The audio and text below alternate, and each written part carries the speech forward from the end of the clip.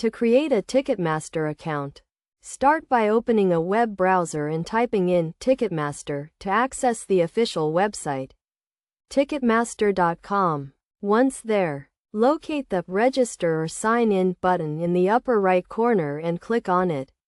Select the Sign Up option and fill out the required information. For this example, some basic details will be used.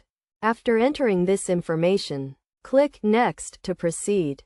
You will then be prompted to provide your phone number, which will receive a text message containing a one-time code to verify your account.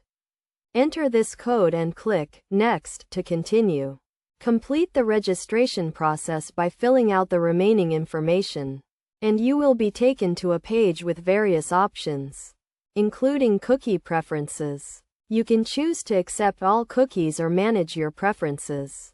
Upon completing your account setup, you will be logged in, and your web browser may prompt you to save your password and information. With these steps, you will have successfully created your Ticketmaster account.